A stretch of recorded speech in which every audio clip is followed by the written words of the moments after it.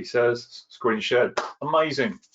Welcome to today's Sticky Learning Lunch. Good afternoon, Colin. Good to see you. Fabienne, thank you. Howard, Tim, VJ, good to see you again. Thanks for being here. Bhaskaran, thank you for being here. We're just going to give it a couple of minutes while more people are arriving, just conscious of time. So I know a couple of people are still coming into the room. Let's just give that a moment just to settle. Looking forward to today's session. Excited to be here. Let's get everyone set up for success as always. Let's make sure I can see what's going on. Good afternoon, Anne. Good to see you. Let's dive in, and as the other people are as they are still arriving, let's let them get into the room, but let's make sure we are setting ourselves up for success in this space right now. As always, there's a phone call, well, not always, but there was a phone call from my mum. I'll have to speak to her later. Let's make sure mobile phones, let's get this on flight mode, zero out the distraction, 100% attention. I'll speak to my mum later. Also making sure you've got a drink available, staying hydrated, keeping the brain fluid and moving so that we can maximize the development and the learning that's happening here. Hello, Gina. Hello, Gareth. Good to see you both again. Thank you very much for being here. Fresh page, fresh thinking. Let's make sure we're setting up that notepad in the right way so you get the right information. At the top of the page, you're going to write keepers, and these are the things you want to remember, remind yourself, and reignite as you go back and reread those notes to create new ideas, new thoughts from the learnings that you get from today. And it helps to embed that learning and make it really stick and support that behavioural change that helps you to deliver a better result next time. All set, he says. Got the right colour pens in hand, I think. Welcome to today's Sticky Learning Lunch with me, Nathan Simmonds, Senior Leadership Coach and Trainer for MBM, Making Business Matter, the home of Sticky Learning. And we are the leadership skills and soft skills provider to the grocery and manufacturing industry. The idea of these lunchtime sessions is to give you 20 to 30 minutes of core content that's going to help you be the best version of you in the work that you do, whether that's at home or if it's you returning back to the office after this current situation. That's it. Let's get into this. Where are we now? 1, 2, 3, 4. Part 5. Part 5 is hurdle number 5 of time management. So let's give you a super fast rundown of what's going on. I can see some regular faces here. So we are at hurdle number 5. Question for you all to light up the questions box with. What have you got so far that's at the top of your list that you want to prioritize or action or make sure you embed that's going to help you improve your time management? What's one thing that you've taken away from these recent sessions that's helping to improve your time management right now? Let's see those in the questions box and see what's changing in the world for you all as a result of these sticky learning lunches. Good afternoon, Abby. Clearer capturing and emptying time. Absolutely. Clearer capture and emptying. Nice. Collating lists and emptying. Good. We're going to talk a little bit more about some of this collation piece today. Interesting. I started looking at some of my own behaviors a little bit deeper as I was preparing this content. What's one thing you're doing differently as a result of these recent sticky learnings? As those are coming in, let's have a quick recap on what we've covered so far. Number 1, capturing. Number 2, emptying. So your capturing is the points in time where information comes in, whether it's in your car, at your email. And we're going to talk about an analogy here of the waiter in the restaurant, what that capture point is at the table. Emptying is making sure that we're emptying these capture points regularly. And deleting is making sure that we're taking things out and crossing them off and removing them at the right time so they're not cluttering up, but also removing things before they come into us. So do we need to be on that email chain? Because actually we're wasting huge amounts of time just deleting emails we didn't need to receive in the first place. Listing. making sure that we're taking things out of these spaces and putting them into the right lists. And do we have enough lists, and do we trust the list that we've got? Storing. So are we storing the right information and keeping hold of it? Scheduling. Are we putting it into the agenda to make sure it's happened or going to happen? And then how do we make sure we action it?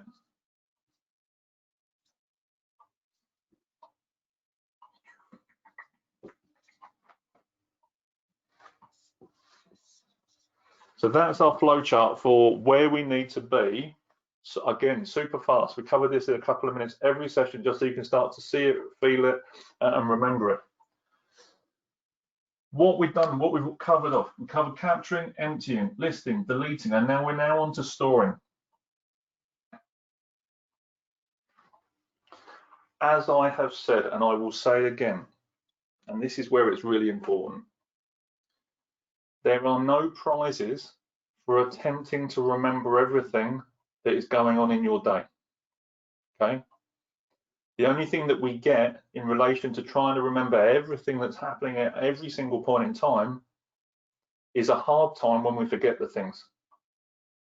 You know, no one's giving us a packet of Haribo or a packet of sweets or a bottle of wine for remembering everything that we get given in a day, or for the actions or emails that we get. So we have to have that system in place, and a system that we trust, so that we can maximize our efforts and our outputs without fear of retribution or reprimand because of what we didn't get at the right place from these first places, from these first points in this flow. So it's key that you're emptying your head. Now, the most successful people are the ones with the emptiest heads. Why? Because they've got the space to think. They've got the mental bandwidth. And you may have heard me use this phrase previously, and it is about having that mental bandwidth. And it's the same as your broadband as it comes into the house. You can see the little arrows on your phone going up and down, or on your laptop. Now, how much are you downloading? How much are you uploading? And that speed is in the relation to how much bandwidth you have. And we as human beings believe that we have a finite amount of bandwidth. And we have to test it regularly and stretch our capabilities, which enables us to do more. But when we have too many things, because we don't trust, especially our own system, in where certain elements are being held, that bandwidth, it starts to get really tested.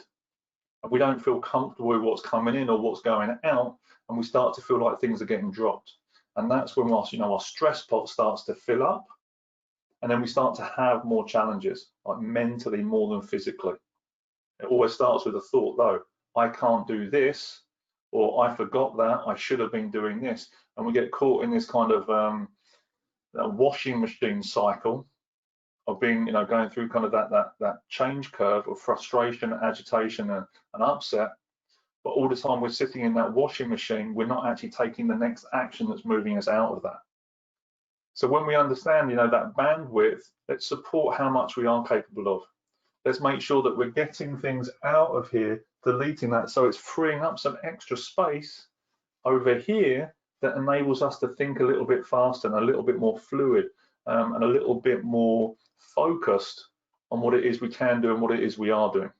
Hope this makes sense. Let's free up some of that mental bandwidth, he says. So number one, as always, well, not always, but it is empty your head. And that's referring back to some of these previous elements before we even get into this storing phase. Let's make sure it's being cleared, emptying the capture points, deleting the stuff that you don't need to be working with, and keep that thinking fluid. Okay. There was a thought came in and it went really quickly. We'll come back to it when it comes back to me. So the first thing is empty your head. Keep your space as clear as possible. Declutter the thinking. Reminding yesterday, what are you saying yes to? Keeping some of that space here. What are you saying? How many times are you saying yes wisely to things? So you can increase your capacity and your bandwidth to focus on certain things and give it your fuller attention.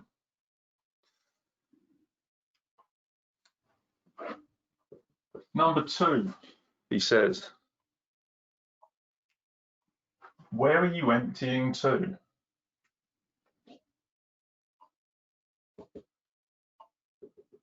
What do we mean by this?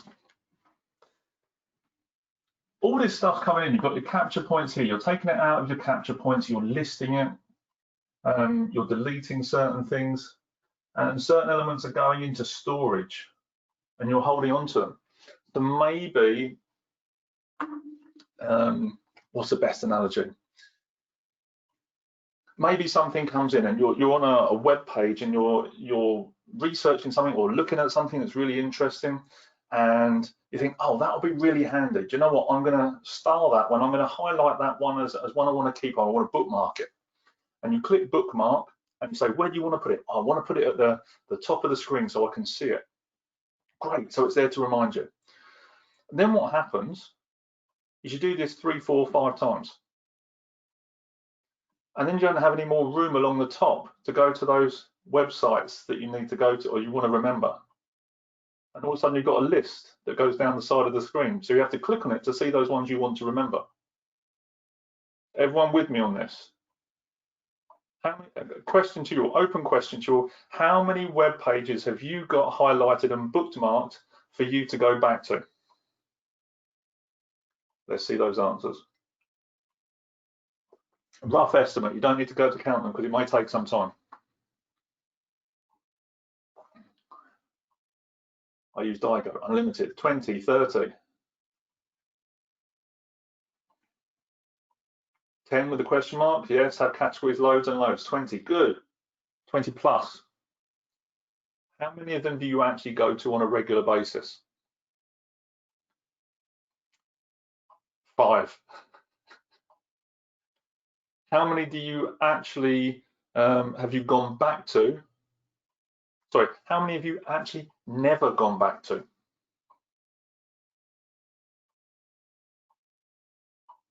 Plenty.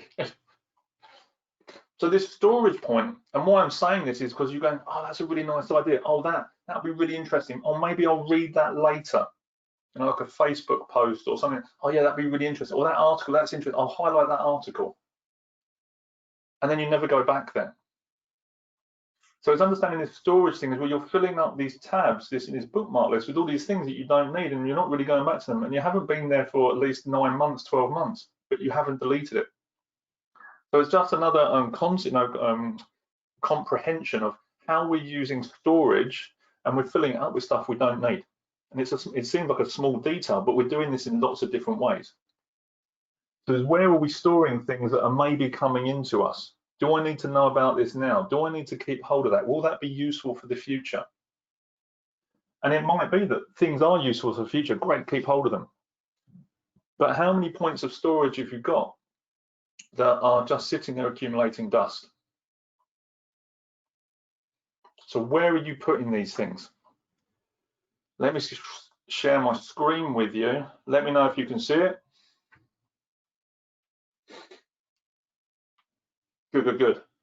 So look, today's activity, I'm just going to move some of the boxes around on my screen so I can see what's going on a bit better. Let's make me really small. So this activity here is you can see the storage points. So list out all your storage points. Think about where they are, and it might be, I'm looking on my desk now, I've got an in tray, I've got a series of trays with some papers in. I've got a pile of books over there that I want to read. So that's one of my storage points, book, you know, the to read pile. You know, jobs to do. I've got my notebook here with some of the actions in. Again, it's a storage point. I've got separate folders in my inbox, and this will be relevant for some of you as well. You know, you set up certain rules in your email to make sure that you've got certain things in the right place. So the idea of this is to list out all those places of storage where you're keeping stuff. And then it's about stripping down or adding if you need them. Well, actually, am I using it? Am I putting stuff there just to gather dust and it's not actually useful? Okay, is it because it's not useful and it was kind of, oh, that would be nice, but I'm never going to watch it or get into that ever again? Get rid of it. Or is it, am I putting stuff there but I'm hiding it from myself. I'm distracting myself with other stuff or whatever it is. I'm just not going to because it's not visible enough.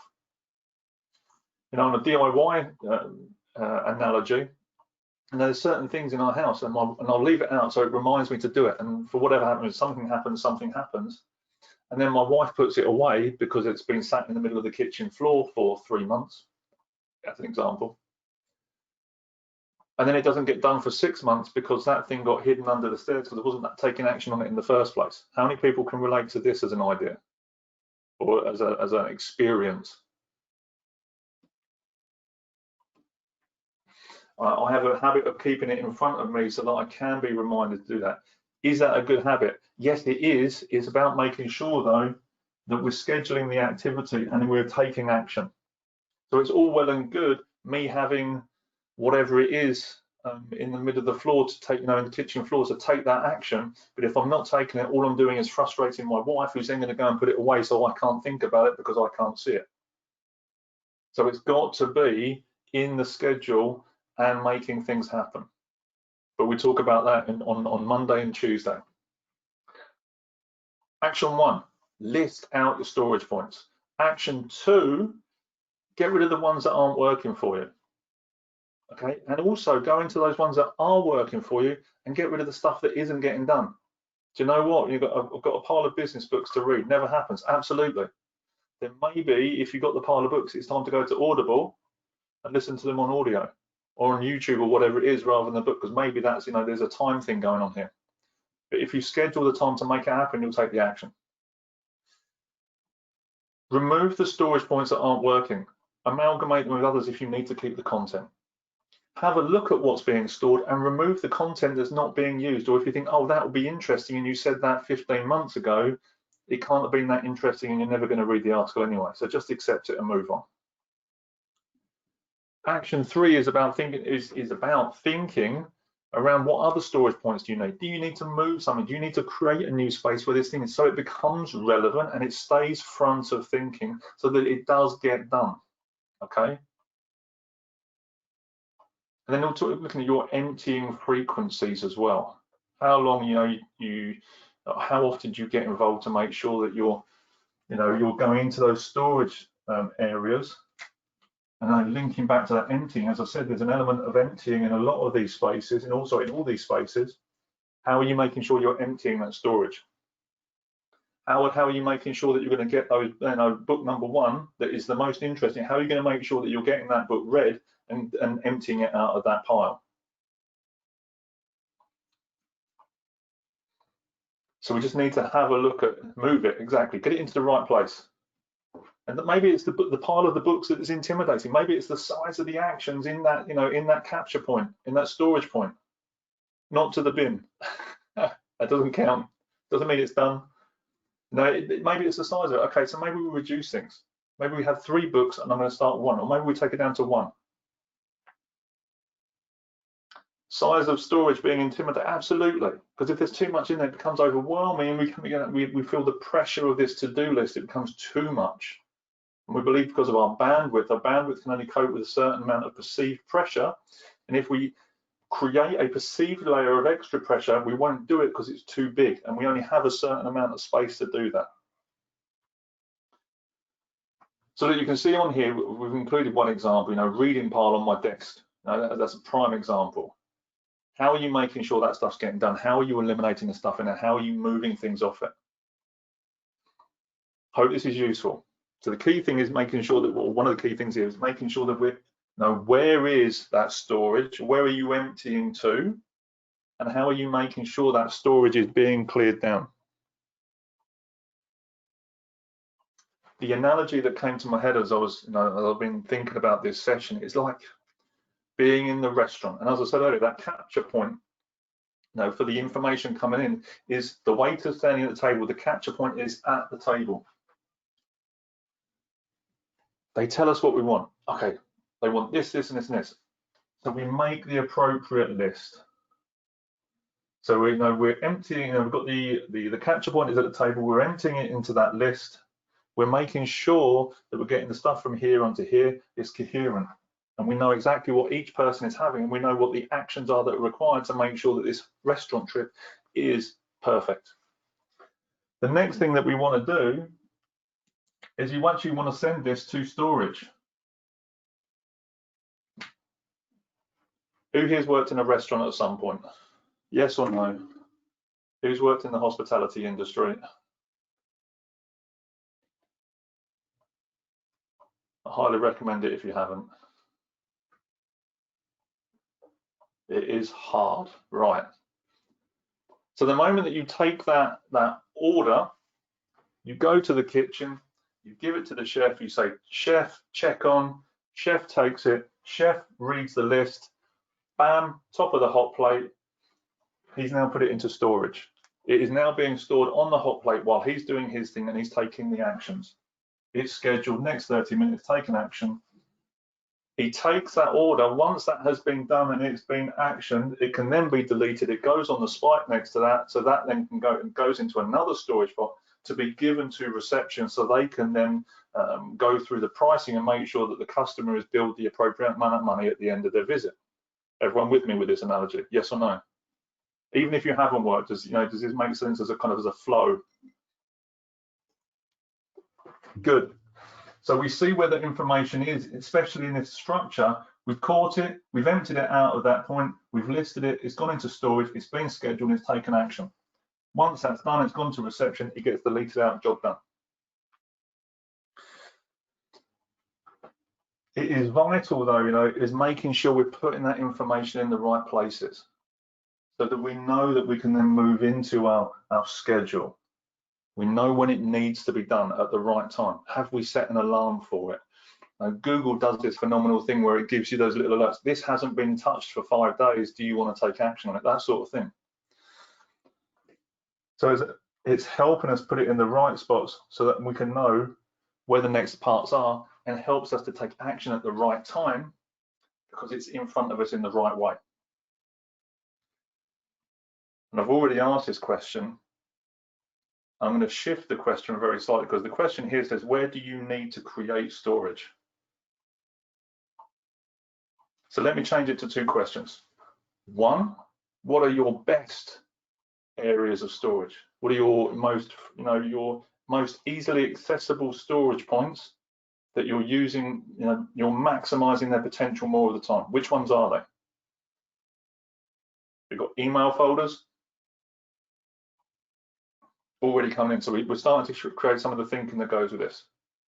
But in this, it's how do you need to then adapt or amend some of those other storage points to make sure you maximize the attention you're giving them and eliminate things out of them and get them done? What is it you need to do to those storage points to help maximize and get more out of them?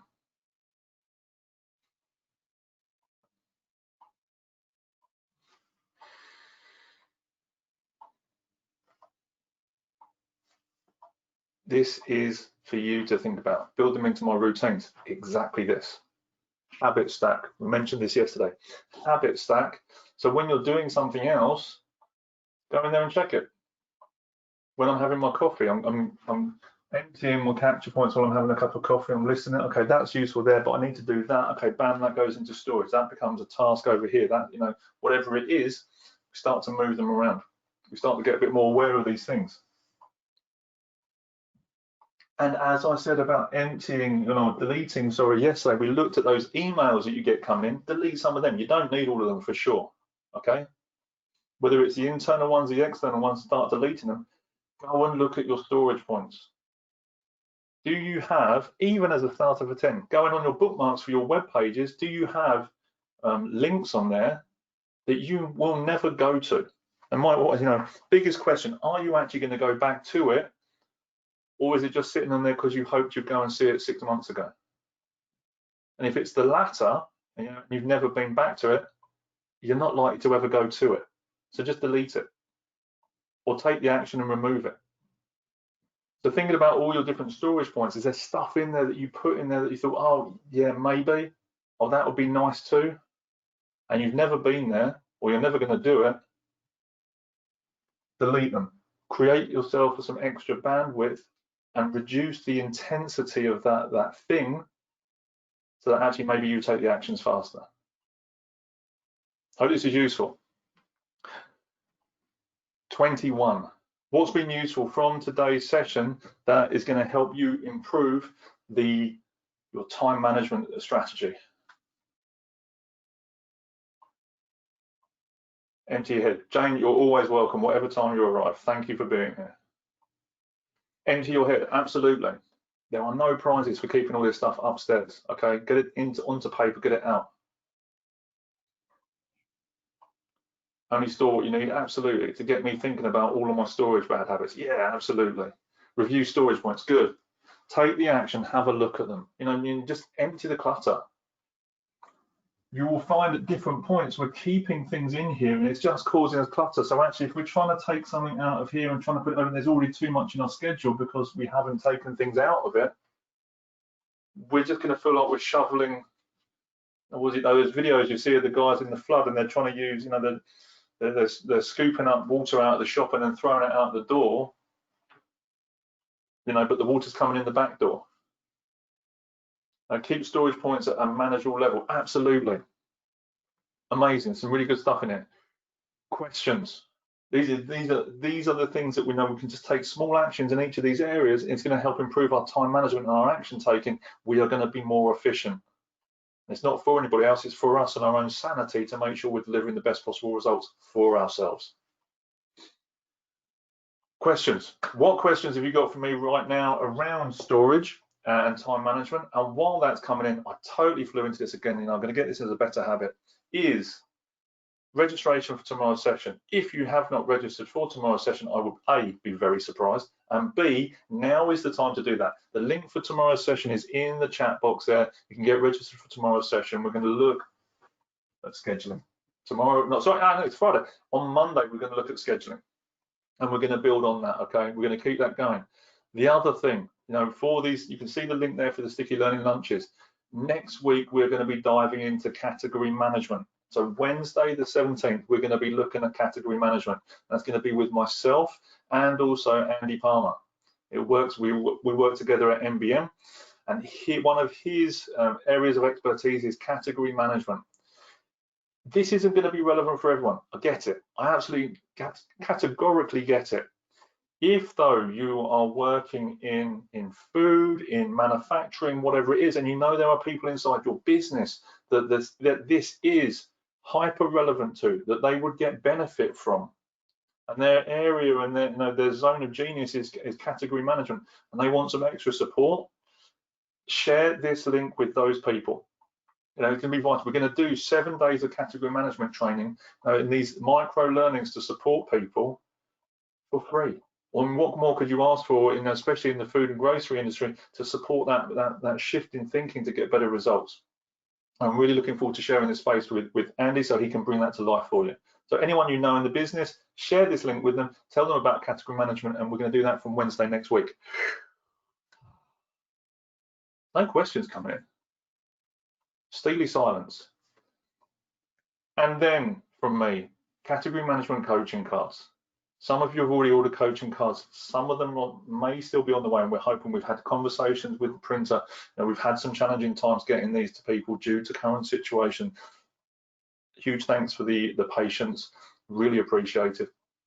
You know, the cards are there. We have the category management coaching cards for next week's session. We've got the time management coaching cards also there to help you work through these hurdles.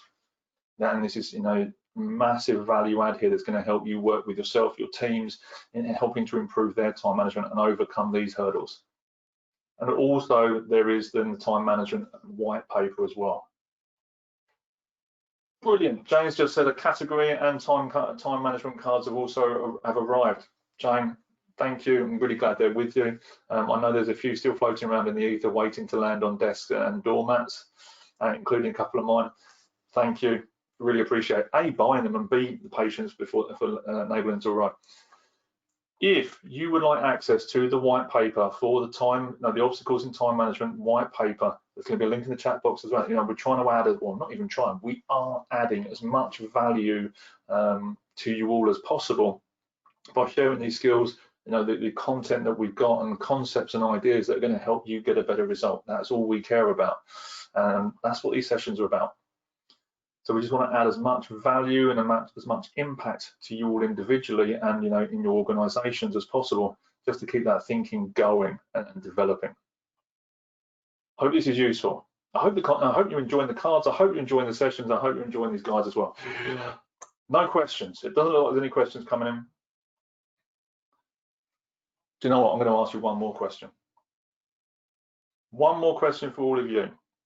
What is it that what's one thing you would like to improve, like me to improve in these sessions, or would like me to include in these sessions? What's one thing you would like me to add into these sessions, either from a content point of view or from an improvement point of view, to make these sessions even better?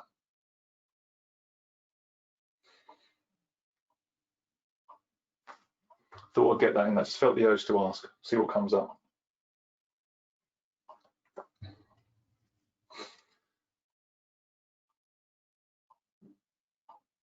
Song and dance routine, Howard.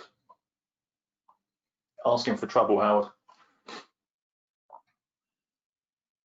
Maybe wear a colourful shirt. I'm not sure about this, Abby. We'll work on that one. I might surprise you next week. Time management sessions have been great. Love that they're short too. Absolutely. Short, punchy, to the point. Look, everyone, as always, thank you for being here. Thank you for your engagement. Thank you for your contribution and your investment in yourself. It's deeply appreciated. Tomorrow is the day off because it's Friday when I will all be thinking about certain other things. My final call out to all of you, if you know teams in your business, if you think that there is a team in your department or your team would benefit from a deeper conversation with me and the MBM team, in this way, whether it's live or virtually, now is the time to take advantage of that. You've seen some of the content that we've been sharing. You've heard some of the ideas and the way they're presented, and it would be an absolute honor and a pleasure to share even more depth of content with you and your teams and your businesses. If that is appropriate, I have the link for the virtual classrooms in the chat box. You can reach out and speak to us, and we can start to build that conversation and help you go even further in what you're doing. Everyone, thank you again, deeply appreciated, and I look forward to seeing you on Monday Monday and Tuesday for the last two hurdles of time management. Look forward to seeing you then. Have a great rest of your day.